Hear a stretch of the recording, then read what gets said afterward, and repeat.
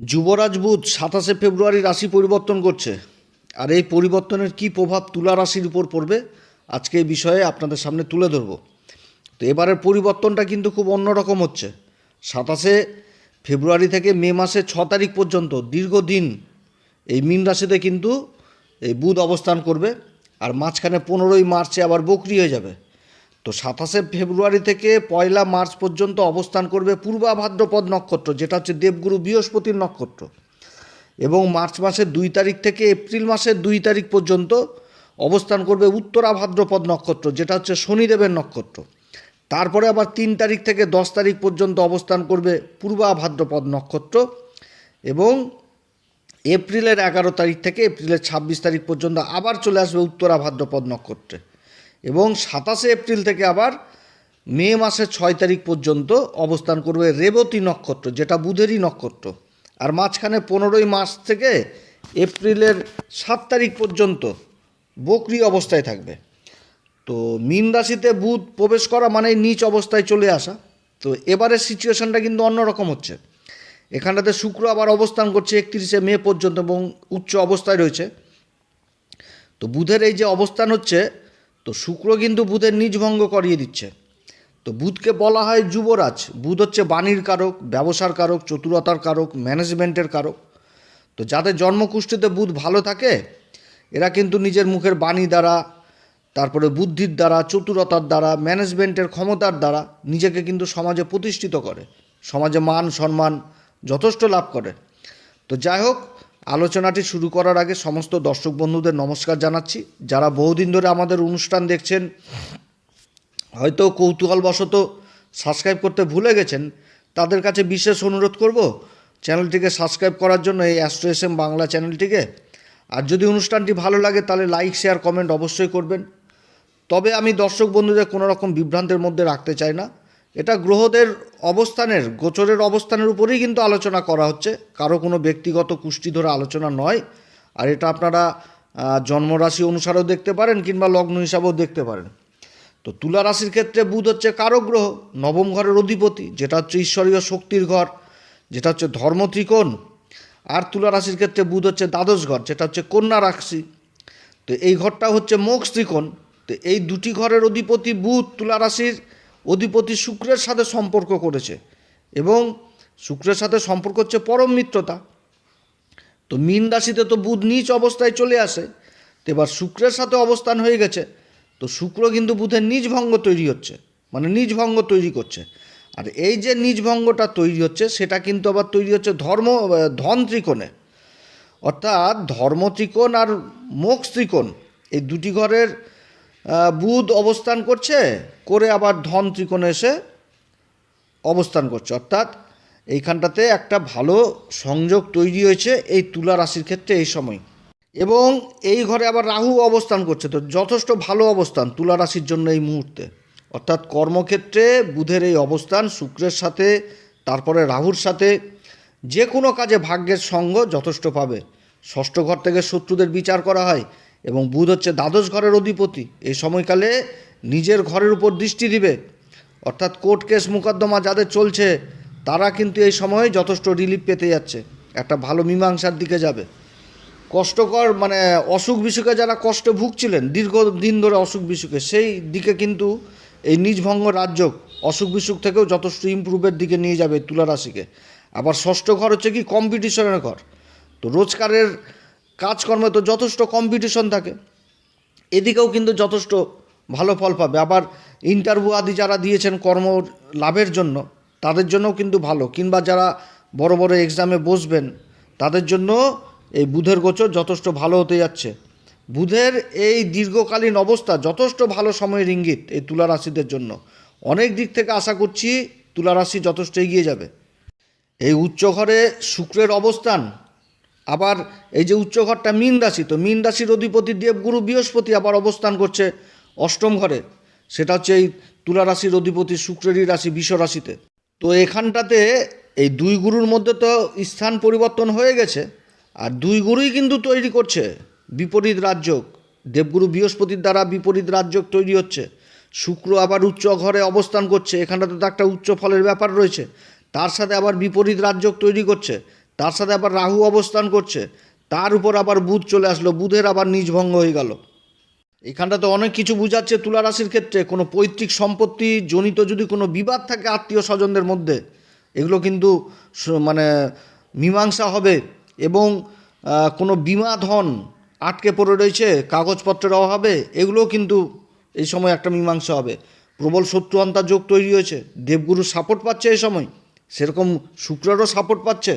এই যে দেবগুরু বৃহস্পতির নক্ষত্র পূর্বা ভাদ্রপদ নক্ষত্রে থাকছে, এই পূর্বা ভাদ্রপদ নক্ষত্রে একটা যথেষ্ট ভালো সময় এই তুলা রাশির জন্য হতে যাচ্ছে। বুধ আবার মার্চ মাসের 2 তারিখে চলে আসবে উত্তরা ভাদ্রপদ নক্ষত্র, এবং এপ্রিল মাসের 2 তারিখ পর্যন্ত বুধ অবস্থান করবে উত্তরা ভাদ্রপদ নক্ষত্র, যেটা হচ্ছে শনিদেবের নক্ষত্র। আবার এপ্রিল মাসের 3 তারিখ থেকে এপ্রিল মাসের 10 তারিখ পর্যন্ত বুধ আবার ফিরে আসবে পূর্বা ভাদ্রপদ নক্ষত্র, যেটা দেবগুরু বৃহস্পতির নক্ষত্র। এবং 11 এপ্রিল থেকে 26 এপ্রিল পর্যন্ত বুধ থাকবে উত্তরা ভাদ্রপদ নক্ষত্র, যেটা হচ্ছে শনির নক্ষত্র। শনির সাথে বুধের সম্পর্ক হচ্ছে পরম মিত্রতা। আবার শনি মার্গী অবস্থায় রয়েছে, তবে শনি অস্ত, এবং শনি কিন্তু অবস্থান করছে দেবগুরু বৃহস্পতির নক্ষত্র পূর্বা ভাদ্রপদে। এই সময়কালে বুধের যে এই যে নিজভঙ্গ রাজযোগ, সেরকম শুক্রের বিপরীত রাজযোগ, দেবগুরু বৃহস্পতির বিপরীত রাজযোগ, এবং বুধ নিজের ঘর এই দ্বাদশ ঘর মূল ত্রিকোণ রাশি কন্যা রাশিকে দেখছে। আবার এই দ্বাদশ ঘরে শুক্রের দৃষ্টি, রাহুর দৃষ্টি, দেবগুরু বৃহস্পতির দৃষ্টি, বুধে মঙ্গলের দৃষ্টি। দ্বাদশ ঘর হচ্ছে কি বিদেশের ঘর, তাহলে বিদেশ সংক্রান্ত কাজগুলো যথেষ্ট ভালো হবে। যারা কর্মসূত্রে বিদেশে রয়েছেন বা বিদেশে যাওয়ার চেষ্টা করছেন, তাদের জন্য যথেষ্ট ভালো। ইম্পোর্ট এক্সপোর্টের কাজগুলো যথেষ্ট ভালো হবে, কিংবা বিদেশ থেকে মাল নিয়ে এসে দেশের মাটিতে কাজ করছে, যথেষ্ট ভালো সময়। বুধ হচ্ছে কি ব্যবসার কারক, ম্যানেজমেন্টের কারক। এই সময়কালে ভূমি সংক্রান্ত কাজগুলো যথেষ্ট ভালো হবে, কারণ এই যে শনির নক্ষত্র অবস্থান করছে, শনি তো চতুর্থ ঘর এবং পঞ্চম ঘরের অধিপতি হয়ে পঞ্চম ঘরে অবস্থান করছে। দীর্ঘদিন ধরে যে কাজগুলো হয়ে আসছে, বড় বড় বিল্ডিং নির্মাণের কাজ, তারপরে কোনো বড় বড় প্রজেক্টের কাজ হয়ে চলে আসছে, যে কাজগুলো মানে হয়ে আসছিল, কিন্তু বুধের পরিবর্তনে এই কাজগুলোর অগ্রগতি যথেষ্ট ভালো হবে। সরকারের দিক থেকে আটকে থাকা কোনো বিল প্রাপ্তির যোগ রয়েছে, এবং এই সমস্ত কাজের সাথে যারা যুক্ত রয়েছেন, যারা মাল সাপ্লাই করছেন, তাদের জন্য যথেষ্ট ভালো সময় এই তুলা রাশির। যারা শেয়ার মার্কেটে লং টার্ম ইনভেস্ট করেছেন, তাদের কিন্তু ভালো একটা মুনাফা পাওয়ার প্রবল ভালো সময় তৈরি হচ্ছে উত্তরা ভাদ্রপদ নক্ষত্রে থাকাকালীন বুধের অবস্থান। সন্তান যে কর্ম করবে, সেই কর্মও কিন্তু একটা স্থিরতা চলে আসবে এবং উন্নতির যোগ রয়েছে। এবং 15ই মার্চ থেকে আবার এপ্রিল মাসের 7 তারিখ পর্যন্ত বুধ হয়ে যাচ্ছে বকরি এই নক্ষত্রেই। বকরি হয়ে যাওয়া মানেই তো চেষ্টা বলে বৃদ্ধি পেয়ে যাওয়া, আর বুধ তো হচ্ছে যুবরাজ, এর তো ফল চটজলদি হয়। অর্থাৎ যে কাজগুলো হচ্ছিল সেই কাজগুলো কিন্তু আরও দ্রুত গতিতে এগোবে। এবং এই যে শনির নক্ষত্রে বকরি হচ্ছে, তো শনিজাত দ্রব্যের ব্যবসার সাথে যারা যুক্ত রয়েছে, কয়লার ব্যবসা, তেলের ব্যবসা, পেট্রোলিয়াম পদার্থের ব্যবসা, চামড়ার ব্যবসা, লোহার ব্যবসা, এই কাজগুলো যথেষ্ট ভালো চলবে। অটোমোবাইলের কাজে যারা যুক্ত রয়েছে, রাস্তাঘাটের সাথে যারা যুক্ত রয়েছে, বড় বড় বিল্ডিংয়ের কাজ, কোনো বড় প্রজেক্টের কাজের সাথে যুক্ত রয়েছে, চরম উন্নতির সম্ভাবনা থাকছে। এবং তার সাথে কর্মক্ষেত্রে আবার পরিবর্তনের যোগও থাকছে, এবং সেটা নিজের পছন্দ মতোই হবে আশা করছি। কারণ শনি যে অবস্থান করছে, সেটা তো দেবগুরু বৃহস্পতির নক্ষত্রে, এই যে পূর্বা ভাদ্রপদ, আর দেবগুরু বৃহস্পতি অবস্থান করছে অষ্টম ঘরে। তাহলে এখান থেকে একটা ভালো পরিবর্তনের সূচনা দেখা দিচ্ছে। অর্থাৎ এই অবস্থানটা যথেষ্ট ভালো অবস্থান। এরপরে বুধ 27 এপ্রিল থেকে মে মাসের 6 তারিখ পর্যন্ত অবস্থান করবে নিজের নক্ষত্র রেবতী নক্ষত্রে।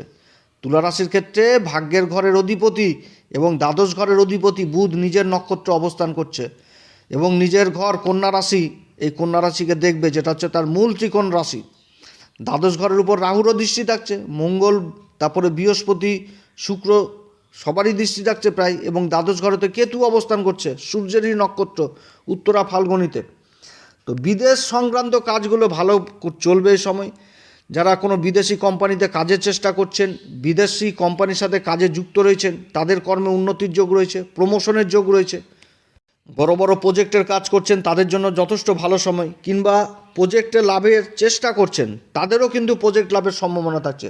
বিদেশ সংক্রান্ত কাজে বিশেষ সফলতার সুযোগ বুধের এই নক্ষত্রে গোচর। যারা ইম্পোর্ট এক্সপোর্টের কাজে যুক্ত রয়েছেন, তারা এই সময় বড় মালের অর্ডার, যেটাতে একটা ভবিষ্যৎ সুনিশ্চিত হবে।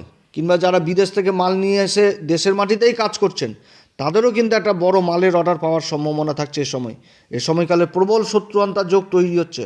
বুধ নিজের নক্ষত্রে অবস্থান করছে, নিজভঙ্গ রাজযোগ। এ সময় কম্পিটিশনের দিক থেকেও যথেষ্ট এগিয়ে থাকবে তুলা রাশি। রোজগারের আয় ইনকাম বৃদ্ধি পাবে।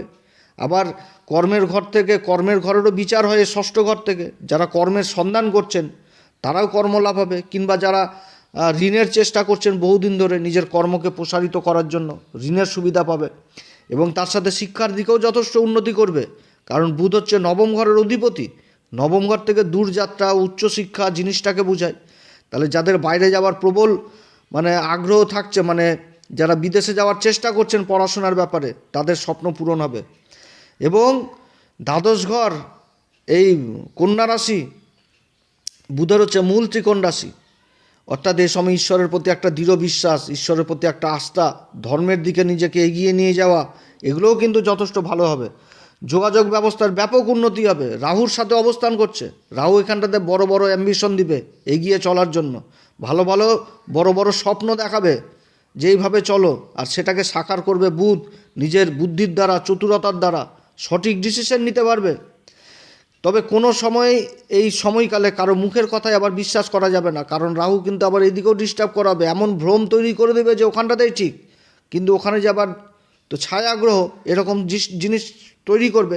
অর্থাৎ বুঝে সুঝেই কাজ করতে হবে। যে কোনো কাজ করতে গেলে আগে রুটম্যাপ তৈরি করতে হবে এবং প্ল্যান মাফিকই করতে হবে। এবং এই সময় কারো কোনো রকমভাবে অথরাইজ নেওয়া যাবে না।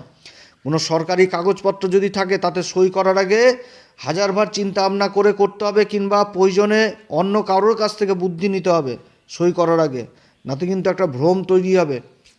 তো যাই হোক, বুধের পরিবর্তন এই তুলা রাশির ক্ষেত্রে যথেষ্ট ভালো পরিবর্তন হচ্ছে। অনেক দিক থেকে এগিয়ে যাবে, অনেক দিক থেকে এগিয়ে যাবে এই তুলা রাশি এই সময়কালে।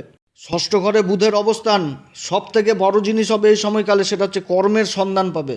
যারা কর্মহীন তারা কর্মের সন্ধান পাবে। যারা কর্মের সাথে যুক্ত রয়েছেন, যে কর্মে যুক্ত থাকুক, সেই কর্মে একটা উন্নতির যোগ পাবে। উন্নতি করতে পারবে নিজের কর্মে, এবং সেভিংস জিনিসটা করতে পারবে। এ সময় কিছু না কিছু জমাতে পারবে।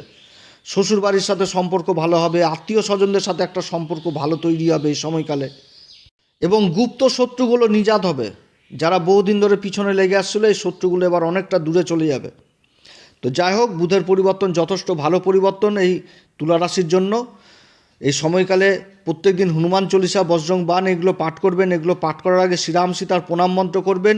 প্রত্যেক দিন গাই গরুর সেবা করবেন এবং গাই গরুকে সবুজ জাতীয় কিছু খাবার খেতে দিবেন। এতে যথেষ্ট ভালো ফল পাবে এই তুলা রাশি। তো যাই হোক, অনেক কথা আলোচনা করলাম। যদি এই আলোচনা সত্যিই ভালো লাগে তাহলে নিজের ভেবে এই অ্যাস্ট্রো এস এম বাংলা চ্যানেলকে অবশ্যই সাবস্ক্রাইব করবেন। আপনারা সবাই ভালো থাকেন। এরপরে আবার আসবে একটি নতুন পর্ব নিয়ে। নমস্কার, ধন্যবাদ।